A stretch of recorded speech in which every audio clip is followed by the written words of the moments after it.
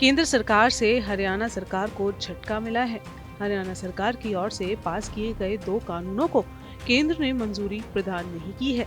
ये दोनों कानून पूर्व मनोहर सरकार के कार्यकाल के दौरान विधानसभा में पारित करके भेजे गए थे। इन कानूनों को केंद्र सरकार ने जरूरी संशोधन का सुझाव देकर वापस लौटा दिया है। आपको बताएं कि पहला कानून हरियाणा संगठित अपराध नियंत्रण विधेयक 2023 से जुड़ा है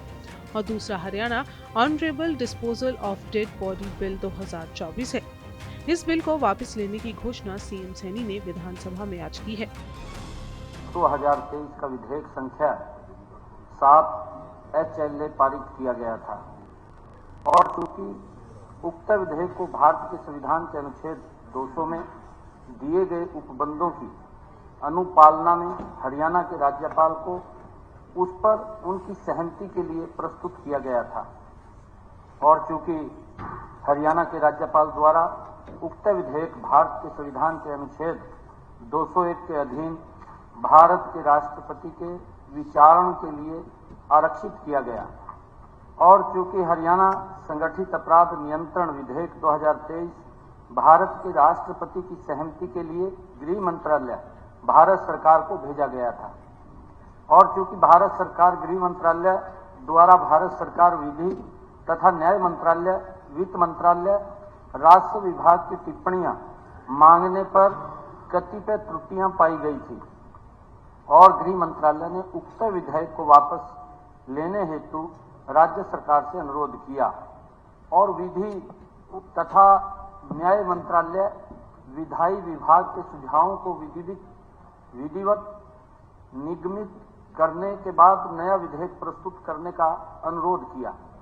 और चूंकि मामले पर विचार विमर्श किया गया और यह निर्णय लिया गया कि भारत सरकार गृह मंत्रालय से हरियाणा संगठित अपराध नियंत्रण विधेयक 2023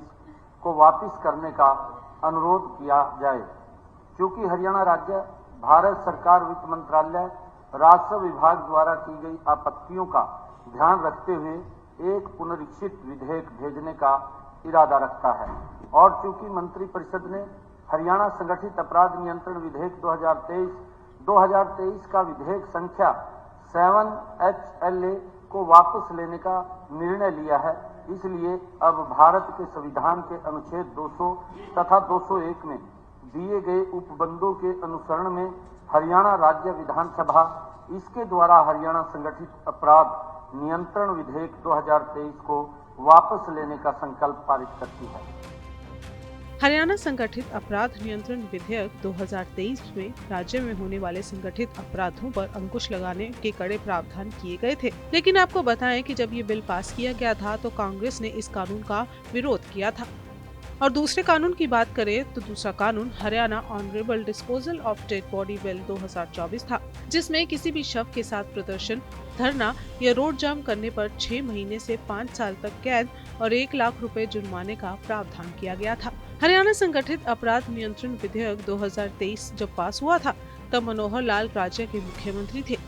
इस बिल के पेश होने के दौरान विधानसभा में बजट सत्र के अंतिम दिन जबरदस्त हंगामा भी हुआ था। Haryana honourable disposal of dead body bill 2024 का भी कांग्रेस की तरफ से कड़ा विरोध किया गया था। कांग्रेस ने तब कहा था कि सरकार नहीं चाहती कि सरकारी तंत्र की वजह से होने वाली मौतों पर मृतक के परिजन न्याय के लिए अपनी आवाज उठा सके। अब केंद्र ने ये दोनों कानून कुछ सुझाव देकर वापस कर दिए हैं,